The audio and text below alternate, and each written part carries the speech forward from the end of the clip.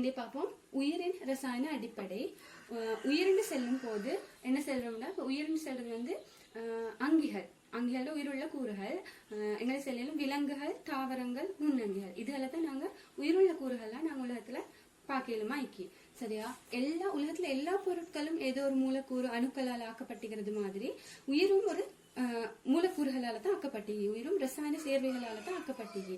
அதைத்தான் நாங்க சொல்றோம் உயிரின் ரசாயன அடிப்படைன்னு சொல்லி. சரியா? அதுல ரசாயன சேர்வைகள் வரக்கொள்ள எங்களுக்கு தெரியும், ரசாயன சேர்வைகள் வந்து மூலகங்கள் சேர்ந்து உருவாகிற சேர்வைகள் தான் ரசாயன சேர்வைகள் சொல்லி.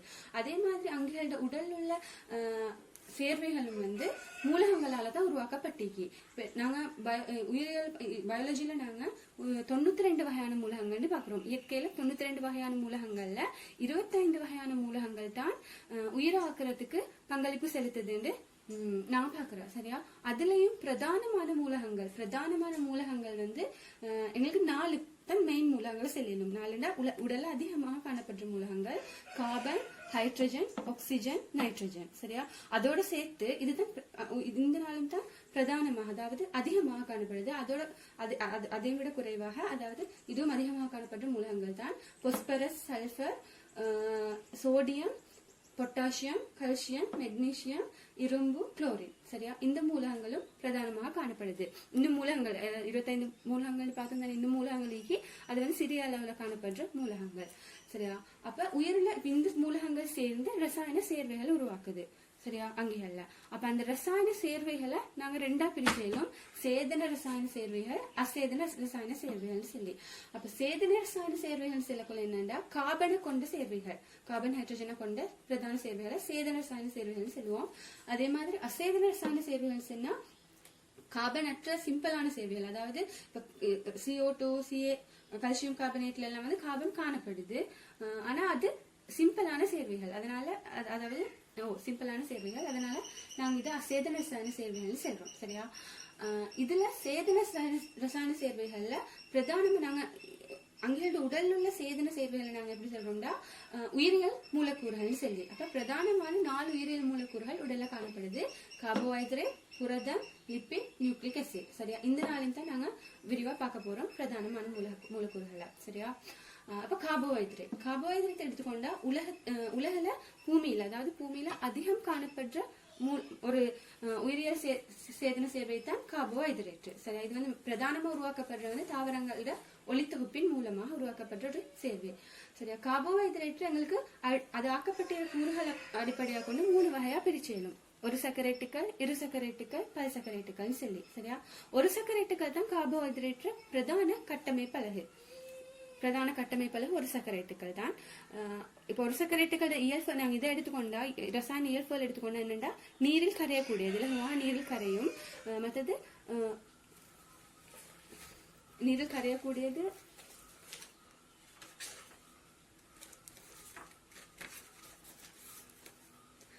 பளிங்குறு அமைப்பை கொண்டது. அதாவது இது வந்து இப்ப நான் நீரில் கரைச்சிட்டு அதை நாங்க சூடாக்கினோம்டா, அதாவது உலர்த்தினோம்னு சொன்னா அது பளிங்குறு அமைப்பை பெறும். அதுக்கு சொல்றாங்க பளிங்குறு அமைப்பை உடையது. அடுத்தது எளிய வெள்ளங்கள் எனவும் அழைக்கப்படும் ஒரு சக்கரேட்டுகள். எளிய வெள்ளங்கள்டா இனிப்புச்சுவையுடைய வெள்ளங்கள் சொன்னாங்க. இனிப்புச்சுவையுடைய இதுகள் சேர்வைகளுக்கு தான். சரியா? எளிய வெள்ளங்கள் காணப்படுறது ஒரு சக்கரேட்டுகள். அப்ப இது நான் ஒரு சக்கரேட்டுகள் பிரதானமா 3 ஒரு சக்கரேட்டுகளை பாக்குறேன். குளுக்கோஸ், சுக்ரோஸ், கலக்டோஸ்னு சொல்லி. குளுக்கோஸ் வந்து பிரதானமா மாப்பொருள், அதாவது ஒரு இரு சக்கரேட்டுகள் இருக்கட்டும், பல சக்கரேட்டுகள் இருக்கட்டும், நீர்ப்பாகப்படையும் போது உருவாகிற ஒரு சேர்வையா குளுக்கோஸ் காணப்படுது. இது வந்து ஒளித்தொகுப்பின் மூலம், அதாவது தாவரங்கள்ல ஒளித்தொகுப்புல உருவாகிற ஒரு சேர்வை. அதே மாதிரி விலங்குகளோட கலச்சுவாசத்துக்கு உதவுற ஒரு சேர்வை. சரியா? அதே மாதிரி அங்கிகள்ல, அதாவது மனிதர்கள்ல குருதியில அகத்துறிஞ்சப்பட்டு உடலுக்கு போற ஒரு வடிவமாக குளுக்கோஸ் காணப்படுது.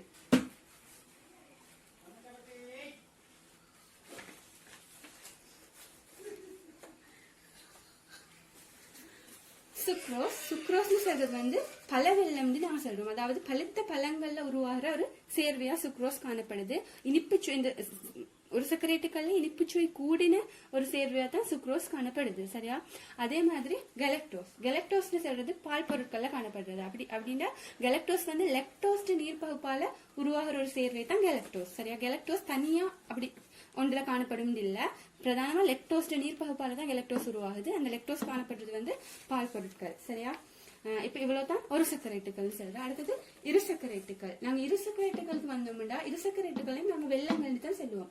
எளிய சேர்வைகள் தான். அது மீன்ஸ் என்ன, ஒரு சர்க்கரைட்டுகள் இரண்டு சேர்ந்து உருவாகிற சேர்வை தான் இரு சர்க்கரைட்டுகள். பாருங்க, ரெண்டு ஒரு சர்க்கரைட்டுகள் சேர்ந்து ஒரு இரு சர்க்கரைட்டு உருவாக்குது. அதே நேரம் அதுல ஒரு நீர் வெளியேறுது. அதனாலதான் நாங்க இந்த சேர்வையிட ரசாயன சூத்திரத்தை பாருங்க. Carbon 12H22O11. சரி, இதுல ஒரு நீர் மூலக்கூறு வெளியேறுது. இப்ப நாங்க இருசக்கரைட்டுக்கள்ல அடையும் இயல்புகள் பார்க்கொள்ள வந்து இதுவும் நீரில் கரையக்கூடிய சேர்வைகள் தான்.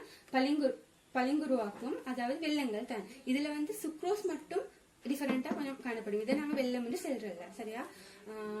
இப்ப இப்படி வரக்கொள்ளையே இப்ப நாங்க பிரதானமான இருசக்கரைட்டுகளை பார்த்தோம்னா மால்டோஸ், சுக்ரோஸ், லெக்டோஸ். மால்டோஸ் உருவாகுது வந்து இரண்டு குளுக்கோஸ் மூலக்கூறுகள் சேர்ந்து மால்டோஸ் உருவாகுது. சரியா? இது முளைக்கும் வித்துக்கள்ல பிரதானமா மால்டோஸ் காணப்படுது. அப்படின்னா முளைக்கும் வித்துக்கள் சொல்லக்கொள்ள நாம எப்படின்னா, முளைக்கும் வித்துக்கள் நிறைய அணுசேஃப தாக்கங்கள் நடக்கும். அதுல பிரதானமாக நடக்கிற தாக்கம் ஒன்றுல மால்டோஸ் உருவாகுது. சரியா? அதாவது கார்போஹைட்ரேட் சேமிப்புணவோட நீர்ப்பகுப்பின் மூலமும் மால்டோஸ் உருவாகுது. அதாவது மாப்பொருள் நீர்ப்பகுப்பின் மூலம் மால்டோஸ் உருவாகுது உங்களுக்கு செல்லும். சரியா? அதே மாதிரி சுக்ரோஸ்ன்றது வந்து குளுக்கோஸ் மூலக்கூறு ஒன்றும் ஃப்ரக்டோஸ் மூலக்கூறு ஒன்றும் சேர்ந்து உருவாகிறதுதான் சுக்ரோஸ். இது வந்து பிரதானமா இதுக்கு நாம கரும்பு வெள்ளம்னு சொல்றோம். சுக்ரோஸ்க்கு கரும்பு வெள்ளம், கரும்புல காணப்படுற ஒரு வெள்ளம். இது கரும்புல பிரதானமா காணப்படுது. அதே நேரம் பீட்ரூட் அந்த மாதிரியான இது காய்கறி வகைகள்லயும் சுக்ரோஸ் காணப்படுது. இதுவும் வந்து என்ன பிரதானமா சீனி உற்பத்திக்கு உதவுற சீனியில காணப்படுறது வந்து சுக்ரோஸ் தான். அதுதான் கரும்பு, நாங்க கரும்புலேருந்து தானே சீனி எடுக்கிறோம். அது சீனி உற்பத்தியில உதவுறது சுக்ரோஸ். அதே நேரம் உரியச்சாறு உங்களுக்கு தெரியும். தாவரங்கள்ல உணவு அத்துறிஞ்சப்படுற ஒரு உணவு கடத்தப்படுற ஒரு வடிவம் தான் உரியச்சாறு. உரியச்சாறுல சில அதிகமான நிறைய தாவரங்கள் உரியச்சாறுல காணப்படுறது வந்து சுக்ரோஸ் தான்.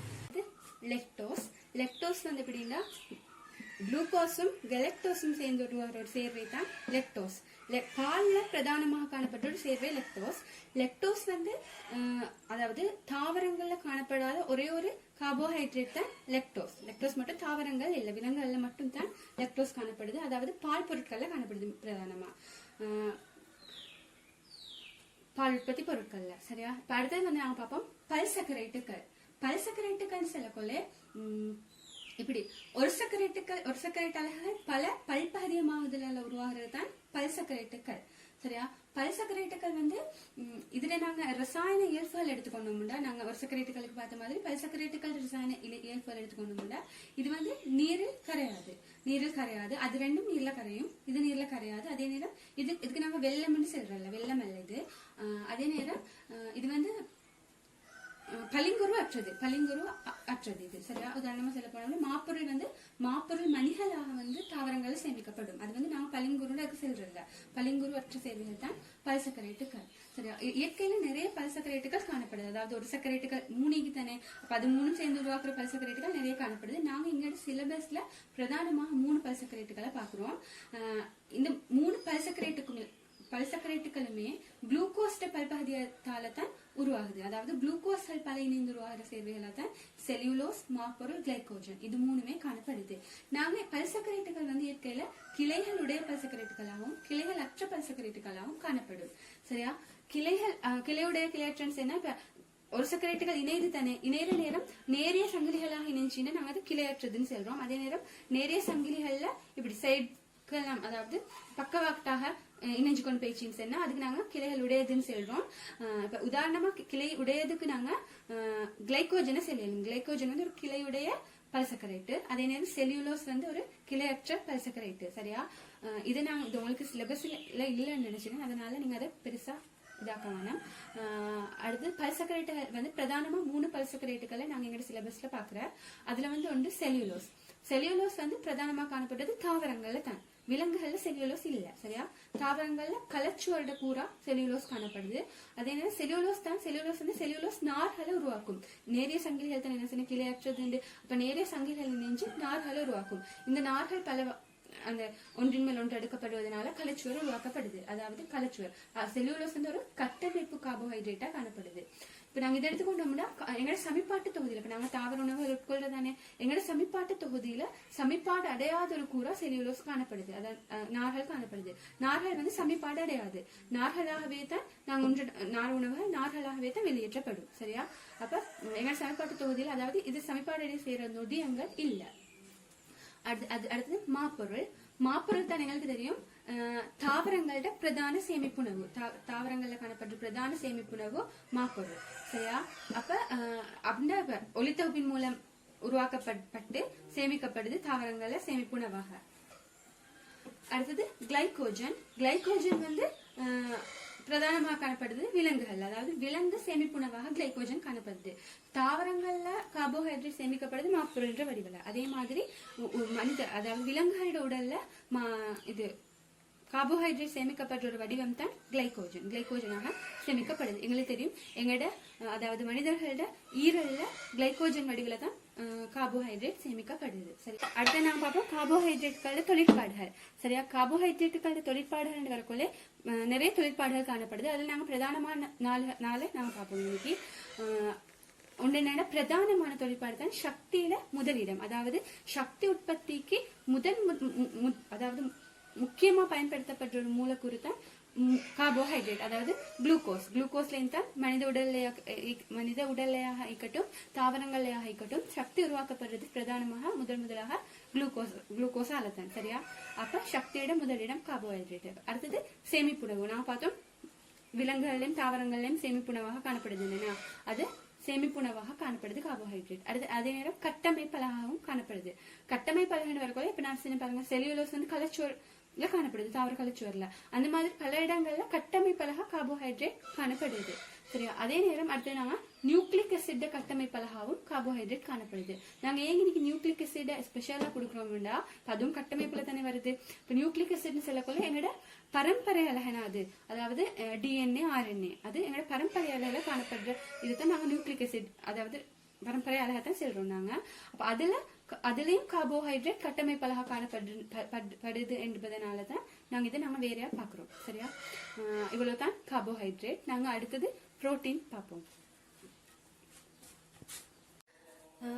கார்போஹைட்ரேட்ல ஒரு விஷயம் சொல்ல மறந்துட்டேன். என்னோட கார்போஹைட்ரேட் வந்து ஆக்கப்பட்டுள்ள மூலகங்கள், அதாவது கார்போஹைட்ரேட்ன்றது வந்து ஒரு உயிரியல் மூலக்கூறு, அதாவது உயிரியல் சேதன சேர்வைன்னு நாங்க பார்த்தோம்னா அப்ப அத சேர்வையா ஆக்குற மூலகங்கள் வந்து என்னன்னா கார்பனும் ஹைட்ரஜனும் ஆக்சிஜனும். இது மூணும் தான் பிரதானமாக கார்போஹைட்ரேட்கள்ல காணப்படுற. இதுல வந்து ஹைட்ரஜனுக்கு ஆக்சிஜன் விகிதம் வந்து 2:1 காணப்படும். எப்பவுமே எல்லா கார்போஹைட்ரேட்லயும் வந்து ஹைட்ரஜனுக்கு ஆக்சிஜன் விகிதம் 2:1 காணப்படும். கார்போஹைட்ரேட் பொது சூத்திரத்தை எடுத்துக்கொண்டாங்க CxH2O-வின் Yன்னு கொடுப்போம். ஏன்னா C ஒரு எண்ணிக்கையிலையும் H2O Y, அதாவது இந்த 2 கொண்டு விகிதத்தின்படி H2O Yயும் காணப்படும். பாப்போம் புரதம். புரதத்தாக்குற பிரதான மூலக்கூறுகள் கார்பன் மூலகங்கள் கார்பன், ஹைட்ரஜன், ஆக்சிஜன், நைட்ரஜன். சரியா? இதனாலும் பிரதானமானது இது எல்லா புரதங்கள்லயுமே காணப்படும். சல்பர் வந்து சில புரதங்கள்ல தான் சல்பர் காணப்படுது. ஆனா சல்பரும் நாங்க புரதத்துல காணப்படும் மூலகமா நாங்க எடுக்கிறோம். சரியா? அடுத்து புரதம் காணப்படுற உணவுகள். புரதமும் வந்து ஒரு கலங்களுக்கு தேவையான அத்தியாவசியமான ஒரு மூலக்கூறு, அதாவது கலங்களோட கட்டமைப்பு ஆக்குறதுல புரதம் பெரும் பங்களிப்பா வழங்குது. மனித உடல்ல நிறை வீதப்படி கூடுதலா வந்து புரதம் தான் காணப்படும். சரியா? அடுத்து புரதம் காணப்பட்ட உணவுகள் நாங்க பார்த்தோம் இறைச்சி, முட்டை, மீன் ஆகிய உணவுகள் அதிகமா புரதம் காணப்படுது எங்களுக்கு தெரியும். சரியா? அடுத்தது புரதத்திட அடிப்படை கட்டமைப்பலகு, அதுதான் அமினோ அமிலங்கள். அமினோ அமிலம் தான் புரதத்திட அடிப்படை கட்டமைப்பலகு. நாங்க கார்போஹைட்ரேட்ல ஒரு சக்கரேட்டுகள் பார்த்த மாதிரி புரதத்துல அமினோ அமிலங்கள். சரியா? இயற்கையில வந்து 20 வகையான அமினோ அமிலங்கள் காணப்படுது. அப்படின்னா அமினோ அமிலத்துல கட்டமைப்பு தான் காட்டியதையும் பாருங்க. கார்பனுக்கு 4 பிணைப்புல ஒன்றுல ஆர் கூட்டம் ஹைட்ரோ கார்பன் கூட்டம். CH நான் போட்டது வந்து ஹைட்ரோ கார்பன்கள். அடுத்தது COOH கூட்டம், அதாவது கார்பாக்சில் கூட்டம் உண்டு. சரியா? அதே நேரம் அவங்கள அமைனோ கூட்டம், NH2 கூட்டம், அமைனோ கூட்டம். அடுத்ததுல H. எப்பவுமே ஒரு புரதம் இப்படியாதான் இருக்கும். அது இந்த ஆர் கூட்டம் வேறுபடும். ஆர் கூட்டம் வேறுபடுறதை பொறுத்து தான் அமினோ அமிலங்களோட வகையும் வேறுபடும். இந்த ஹைட்ரோ கார்பன்றது வேறுபடும். இந்த உதாரணமா பாருங்க, ஆருக்கு பதிலா H, ஒரே எச் காணப்பட்டுச்சுன்னு சொன்னா. அப்ப இது ஹைட்ரோ கார்பன் கூட்டம் தானே, அதுல சிம்பிளான சேர்வையில தான் ஆறுக்கு பதிலா ஹைட்ரஜன் மட்டும் காணப்படுறது. அதுதான் அது என்னன்னா கிளைசின் அமினோ அமிலத்துல தான் ஆறுக்கு பதிலா எச் காணப்படுது. மத்த எல்லாத்துலயுமே கார்பன் காணப்படும். ஹைட்ரோ கார்பன்களா இருக்கும் அது ஆறு கூட்டம். சரியா? அப்ப அமினோ அமிலங்கள் 20 ஈக்கின்னு பார்த்தோம்னாங்க. புரதங்கள் ஏராளமா ஈக்கி எப்படின்னு சொன்னா, இப்ப அமினோ அமிலங்கள் 20ம் வேற வேற அமிலங்கள் ஒன்றிணைந்து, அதாவது வேற வேற வகையான அமினோ அமிலங்கள் ஒன்றிணைந்து, இல்லாட்டி ஒரே வகையான அமினோ அமிலங்கள் ஒன்றிணைந்து, அப்படி பல வகையான புரதங்களை இந்த அமினோ அமிலங்கள் ஆக்குது. வேற வேற எண்ணிக்கையில ஒன்றிணையும் அப்படி பல வகையான புரதங்களை இந்த அமினோ அமிலங்கள் ஆக்குது. இந்த 20 தான். சரியா? இந்த 20 சொல்றது மனித உடல்ல காணப்படுறது, அங்கே எல்லாம் காணப்படுற இந்த 20 அமினோ அமிலங்களும். சரியா? அடுத்து நாம அத்தியாவசியமான அமினோ அமிலம்னு பார்த்தோம்னா என்னடா, எங்களோட உடலால சில அமினோ அமிலங்கள் தொகுக்கப்படையலும். சரியா? அந்த அப்படி தொகுக்கப்படுற அமினோ அமிலங்களுக்கு நாங்க எங்களுக்கு அது அவசியம் இல்லை தானே, அந்த உடலால தொகுக்கப்படுதுன்னு சொன்னா எங்களுக்கு அது ஒரு அவசியம் இல்லாத அமினோ அமிலம். அத்தியாவசியமான அமினோ அமிலம் சொல்றது எங்களோட உடலால தொகுக்கப்பட முடியாத அமினோ அமிலங்களை அதை நாங்க வெளியில இருந்து எடுக்கணும். உதாரணமா தாவரத்துல கேளும், வேற விலங்குகள்ல கேளும், இப்படி உணவுகள்ல இருந்து நாங்க வெளியில இருந்து எடுக்கிற அமினோ அமிலங்களுக்கு நாங்க சொல்லுவோம் அத்தியாவசியமான அமினோ அமிலங்கள்னு சொல்லி. சரியா? அடுத்து நாங்க புரதத்தோட முக்கியத்துவத்தை பார்ப்போம். அப்படின்னா புரதத்துல இவ்வளவுதான், நீங்க அந்த கட்டமைப்பை தெரிஞ்சுக்கணும். அடுத்தது முக்கியத்துவம் தான் மெயினான இடம். சரியா? முக்கியத்துவம் அப்படி பார்க்கல பிரதானமாக இன்னைக்கு நாங்க 5 முக்கியத்துவத்தை பாக்குறோம். ஒன்று புரதமும் சக்தியிட பிறப்பிடம். இப்ப நாங்க கார்போஹைட்ரேட்டும் சக்தியிட முதலிடம்னு பார்த்தோம்னா, அப்படின்னா கார்போஹைட்ரேட் தான் உடல்ல ஃபர்ஸ்ட்டுக்கு சக்தியை உற்பத்தி செய்யறதுக்கு உதவும். அது போல நாங்க புரதத்தின் குறிப்பிடணும். உங்களுக்கு சில இடங்கள்ல புரதம் சக்தியிட பிறப்பிடமாக காணப்படுது. அதே நேரம் சில இடங்கள்ல கார்போஹைட்ரேட் பற்றாக்குறை ஏற்படுற டைமும் புரதம் சக்தியிட பிறப்பிடமாக காணப்படுது. சரியா? அப்ப புரதம் ஒரு சக்தியிட பிறப்பிடம். அதே மாதிரி கார்போஹைட்ரேட்டும் ஒரு சக்தியிட பிறப்பிடமா இருக்கும், லிப்பிட்களும் சக்தியிட பிறப்பிடமா இருக்கும். நாங்க அதை லிப்பிட் பார்க்கல பார்ப்போம். அடுத்தது கட்டமைப்பு கூறுன்னு சொல்ல போல, இப்ப புரதம் தான் மனித உடல்ல நிறைய கட்டமைப்புகள்ல ஒரு மெயின் கூறாக இருக்கிறது புரதம் தான். சரியா? உதாரணமா கலமென் செவ்வுன்னு வரப்போல மனித உடல் அங்கிகளோட உடல் ஏராளமான கலங்களால் ஆக்கப்பட்டீங்க. அந்த கலங்கள்ட கலமென் செவ்வுல பிரதான கூறா புரதம் காணப்படுது. சரியா? கலமென் செவ்வு.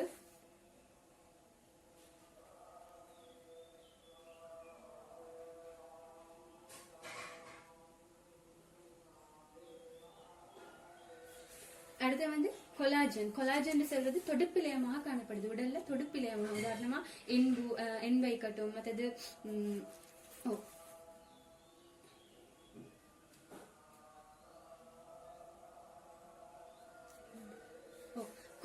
கொலாஜன் ஒரு தொடுப்பிலையமா காணப்படுது. தொடுப்பிலையம் சில குழந்தைங்களுக்கு தெரியும், என்பிலையம், கசி இலையம், அதுகளெல்லாம் நம்ம தொடுப்பிலையம்னு சொல்லுவோம். சரியா? அப்ப அதுல கொலாஜன் ஒரு மெயினான கூறாக காணப்படுது தொடுப்பிலையங்கள்ல. சரியா? அடுத்து கெரட்டின். இது உதாரணங்கள் தான் தந்திக்கிறோம். இன்னும் நிறைய உதாரணங்கள் எங்களுக்கு கட்டமைப்புக்கு செல்லும். சரியா? கெரட்டினும் ஒரு புரதம் தலைமயிர், நகம் போன்ற அந்த பகுதிகளில் காணப்படுது. அதே நேரம் தோல்லையும் கெரட்டின் காணப்படுது. தோல்ல மேலால் உள்ள படிவுகள் கெரட்டின் படிவுகள் தான். சரியா? அப்ப உதாரணமா வேற செல்லும் தசையில காணப்படுற எக்டின், மயோசின் ஆகிய புரதங்கள், மற்றது அந்த மாதிரி புரதங்கள் எங்களுக்கு உதாரணமா செல்லும் கட்டமைப்புக்கு இருக்கு. சரியா? அடுத்தது ஹோமோன்களாக புரதங்கள் செயற்படுது. சரியா? ஹோமோன்களாக செயற்படுதுன்னு போல எங்களுக்கு எங்களோட உடல் ஏராளமான ஹோமோன்கள் தொழிற்பட்டு கொண்டு இருக்கு. சரியா? உதாரணம் ஒன்று குறிப்பிட்டு இன்சுலின் என்று சொல்றது. சரி, ஹோமோன்கள் எதுக்கு உதவுதுன்னா எங்களோட உடலோட ஒரு சீர்திட நிலையை பேணுறதுக்கு ஹோமோன்கள் உதவுது. அப்ப ஹோமோன்களோட பிரதான இதா புரதம் காணப்படுது. இன்சுலின் இப்ப நாங்க எடுத்துக்கொண்டோம்னு பாருங்க, இன்சுலின் எதுக்கு உதவுது? குளுக்கோஸ்ட ஒரு சீர்திட நிலையை எங்களோட உடல்ல பேணுறதுக்கு இன்சுலின் உதவுது. நான் அதுதான் உதாரணம் ஒன்று குறிப்பிட்டேன். அடுத்து பிறப்பொருள் எதிரிகளாக புரதம் காணப்படுது. பிறப்பொருள் எதிரின்னா என்னன்னு தெரியும் தானே? ஒரு பிறப்பொருள் எதிரி பிறப்பொருள் உண்டு. பிறப்பொருள்னா ஒரு வைரஸ் ஆகட்டும், பாக்டீரியா ஆகட்டும், என்னோட உடல்ல நுழைஞ்சிச்சின்னு சொன்னா என்ன நடக்கும்? என்னோட உடல்ல உள்ள மெயினான WBC கலங்கள் என்ன செய்யும்டா, அந்த பிறப்பொருட்களுக்கு எதிராக பிறப்பொருள் எதிரிகளை உற்பத்தி செய்யும். அப்படின்னா ஒரு கெமிக்கல் ஒண்ணு மாதிரி, அது ரசாயனம் ஒண்ணு மாதிரி உற்பத்தி செய்யும். அதுல நாங்க சொல்லுவோம் பிறப்பொருள் எதிரிகள்னு சொல்லி. அது மெயினா புரதங்களா தான் இருக்கும். சரியா? அடுத்தது நொதியங்களா செயற்படும். புரதம் வந்து நொதியங்களா செயற்படும். நொதியம்ன்றது உங்களுக்கு தனியான தனி தலைப்பாய்க்கு நான் அது இதுலயே சொல்றேன். இன்னைக்கு நொதியங்களா செயற்படுதுன்னு சொல்லி நொதியங்கள் சொல்றது என்னன்னா ரசாயன ஊக்கிகள், அதாவது உயிரியல் தாக்க வீதத்தை அதிகரிக்கின்ற ரசாயன ஊக்கிகளுக்கு தான் நாங்க சொல்லுவோம் நொதியங்கள்னு சொல்லி. சரியா?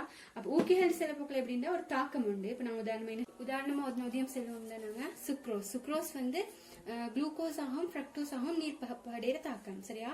இந்த தாக்கத்தை வந்து நாங்க சாதாரணமா இதுல அதாவது சாதாரண நிலையில நாங்க மேற்கொள்ளணும்னு சொன்னா சுக்ரோஸுக்கு டில், அதாவது ஐதான HCl போட்டு வெப்பமேற்றணும். வெப்பமேற்றினாதான் எங்களுக்கு அது குளுக்கோஸ் ஆகும் ஃப்ரக்டோஸ் ஆகும் முடியும். ஆனா எங்களோட உணவு கால்வாய் தொகுதியில சுக்ரோஸ் வந்து சுக்ரேஸ் என்ற நொதியத்தால குளுக்கோஸ் ஆகும் ஃப்ரக்டோஸ் ஆகவும் நீர் பகுப்படையுது. அது வந்து என்ன குறைந்த வெப்பநிலையில இந்த தாக்கம் நடக்குது.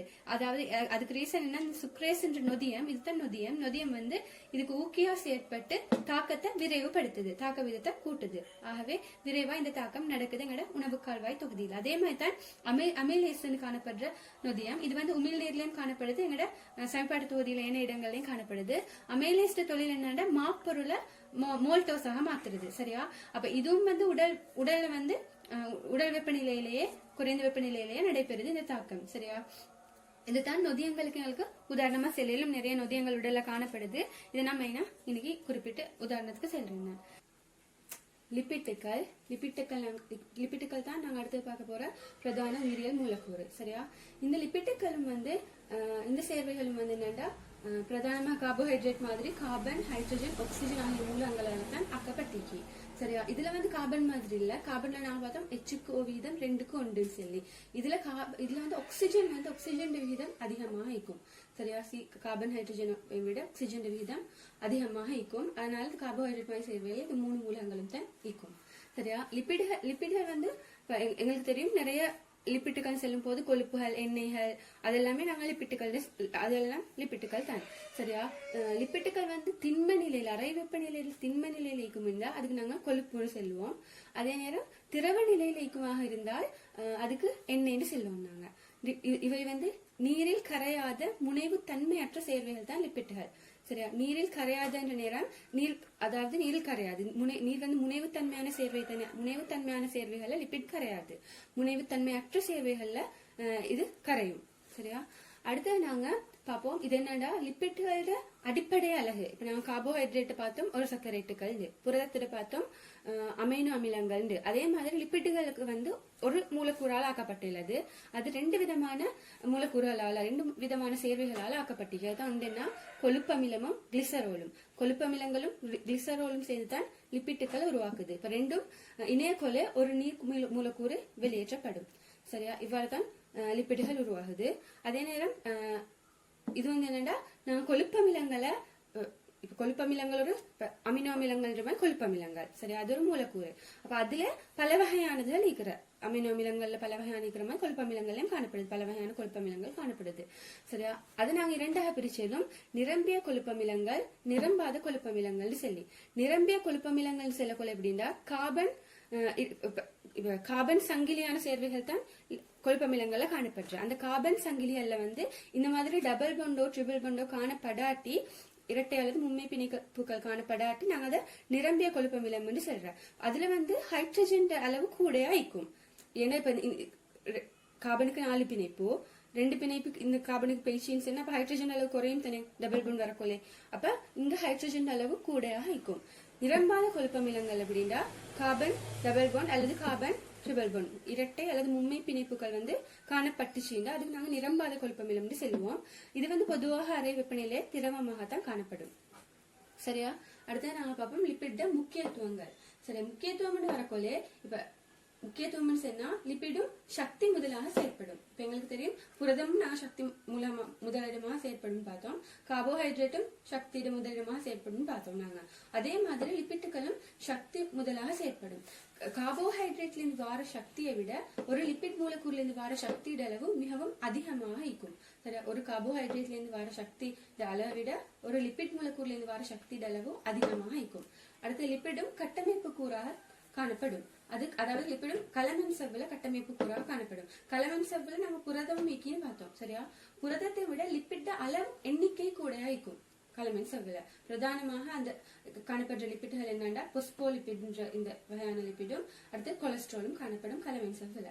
அடுத்தது வந்து மூணாவது முக்கியத்துவம் தான் நீர்காப்பு. நீர்காப்புல உதவும், அதாவது நீரிழப்ப தடுக்கும். நீரிழப்பு வரக்குள்ள இப்ப சில பூச்சிகளை மெழுகுப்படை தோல் இறக்கைகளுக்கு மேலால பூசப்பட்டிக்கும். எங்களுக்கு பாக்கலும் வண்டுகள் எல்லாம் மெழுகுப்படை பூசப்பட்டிக்கும். அது வந்து அதை நீரிழப்புல இருந்து நீர் அது உடல் விட்டு வெளியேறாம அது தடுக்குது. சரியா? அதே மாதிரி தாவர மேற்பரப்பும் ஷைனிங்கா சில தாவர மேற்பரப்பு கழிக்கிறத நாங்க பாக்கலும். அதுக்கு ரீசன் வந்து கியூட்டின் ஒரு படிவு தாவர மேற்பரப்புல காணப்படுது. இதுவும் மெழுகு மாதிரி தான் தாவரங்களை உலர்தல்ல இருந்தும் நீர் வெளியேறதுல இருந்தும் தடுக்குது. சரியா? அடுத்த லிப்பிட் ஒரு தொழிற்பாடு தான் உடல் வெப்பநிலையை பேணுதல். உடல் வெப்பநிலையை பேணுதல் வந்து பிரதானமாக மாறா உடல் வெப்பநிலை விலங்குகள். மாறா வெப்பநிலை விலங்குகள் பறவைகளும் விலங்குகளும், அதாவது எங்களுக்கு தெரியும் அந்த ஒவ்வொரு கூட்டங்கள் விலங்குகள், அதுல பறவைகளும் விலங்குகளும் வந்து மாறா வெப்பநிலை குருதியை கொண்ட விலங்குகளா காணப்படும். அதுகள்ல வந்து என்னடா அது அவங்களோட தோலுக்கு கீழான ஒரு கொழுப்பு படை காணப்படுது. அந்த தோலுக்கு கீழான கொழுப்பு படை தான் அவங்களோட உடல் வெப்பநிலைய பேணுறதுக்கு உதவியா ஆயிக்கி. சரியா? அப்படின்னா உடல்ல இருந்து குளிர்காலங்கள் அதிகமா வெப்பம் இழக்கப்படாம தடுக்கிறதுக்கும், அதே நேரம் வெப்ப காலங்கள் அதிகமா வெப்பம் புரிஞ்சப்படாம தடுக்கிறதுக்கும் அது உதவியா ஆயிக்கி.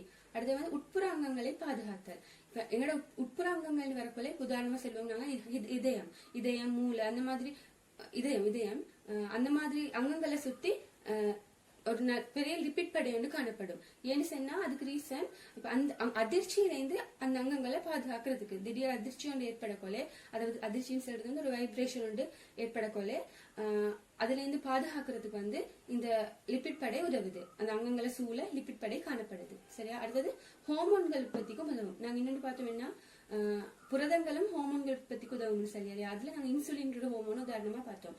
உடல்ல நிறைய ஹோமோன்கள் காணப்படுது. அதே மாதிரி லிப்பிட்டுகளும் சில ஹோமோன்கள் உற்பத்தியில உதவியா ஆக்கி. உதாரணமா சொல்ல போனா ஈஸ்ட்ரஜன் டெஸ்டோஸ்டெரோன் ஆகிய ஹோமோன்கள்லயும் கோர்டிசோல் போன்ற ஹோமோன்கள்லயும் வந்து உற்பத்திக்கு லிப்பிட் உதவியா ஆக்கி. சரியா? இவ்வளவும் தான் லிப்பிட்ட முக்கியத்துவங்கள். இப்ப நாங்க பார்ப்போம் இனங்காணல் பரிசோதனைகள். அதாவது நாங்க பார்த்த உயிரியல் மூலக்கூறுகளை இனங்காண்றதுக்கான பரிசோதனைகள் சிலதெல்லாம் நாங்க பார்ப்போம். ஃபர்ஸ்ட்டுக்கு கார்போஹைட்ரேட்டுகள்ல நாங்க 3 விதமான பரிசோதனைகள் பாக்குறோம். ஒன்று மாப்பொருளுக்கான சோதனை.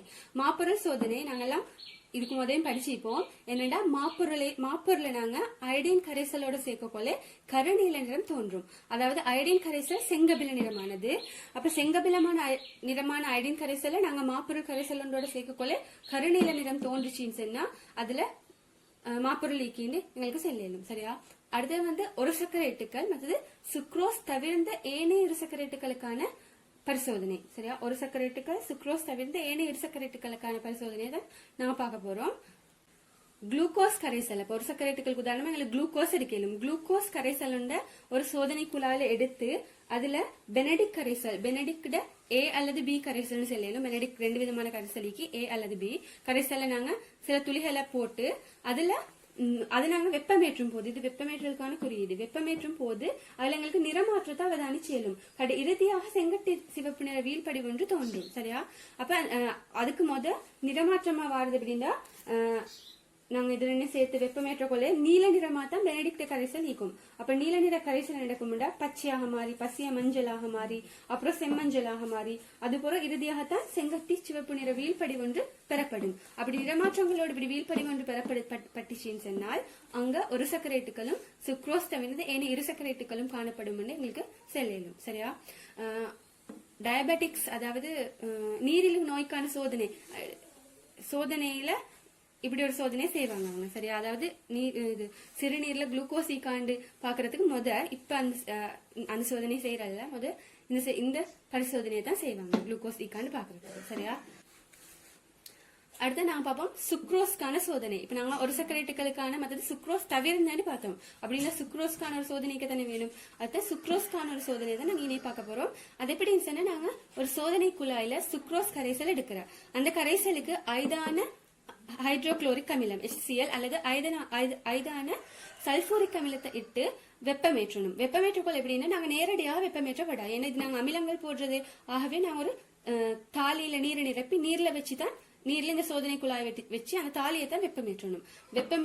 வெப்பமேற்றிய பின் என்ன செய்யறோம்னா நாங்க அதுக்கு பெனடிக் கரைசலை போடுறோம். பெனடிக் கரைசல் வெப்பமேற்றி அதை குளிர விட்டுட்டு அப்புறம் பெனடிக் கரைசல் சில துளிகளை போட்டு அதை வெப்பமேற்ற கொள்ள எங்களுக்கு இதுல ஏற்பட்ட மாற்றங்களை அவதானி செய்யணும். சிவப்பு செங்கட்டி சிவப்பு நிற வீழ்படிவு உருவாகும் இறுதியாக. சரியா? நாங்க இதையே எப்படி செய்யறோம்னு சொன்னா இன்னைக்கு இந்த DLHCl போட்டு நாங்க இது சூடாக்க கொள்ள இந்த சுக்ரோஸ் வந்து நீர் பகுப்படையும், குளுக்கோஸாகவும் ஃப்ரக்டோஸாகவும் நீர் பகுப்படையும். அந்த குளுக்கோஸும் ஃப்ரக்டோஸும் தான் இதுல இருக்கும். அதுதான் பெனடிக் கரைசலுக்கு இந்த ரிசல்ட்ஸை காட்டும். சரியா? சுக்ரோஸ்க்கு நேரடியாக பெனடிக்க போட்டா எங்களுக்கு இந்த முடிவு வந்து வராது. இப்ப எங்களுக்கு நாங்க சுக்ரோஸ்க்கான சரியான சோதனை செய்யறேன்டா இந்த சோதனையும் செஞ்சு இந்த சோதனை செய்யக்கூடாது எங்களுக்கு அது சுக்ரோஸ் கண்டுபிடிச்சு எலுமா இருக்கும். சரியா? இவளும் தான் கார்போஹைட்ரேட்டுகளுக்கான பரிசோதனை. அடுத்து நாங்க பார்ப்போம் புரதத்துக்கான பரிசோதனை.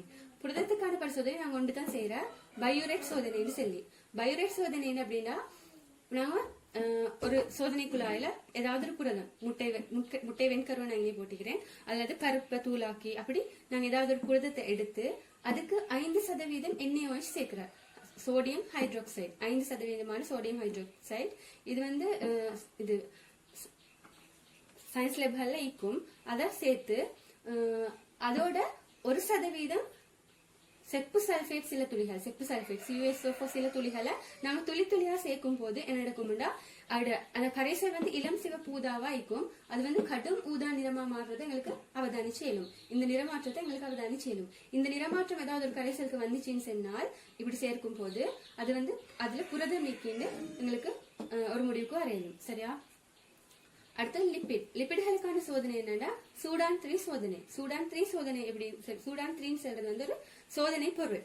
சரியா? ஆய்வுக்கூடங்கள்ல காணப்படும் ஒரு சோதனை பொருள் தான் சூடான் 3.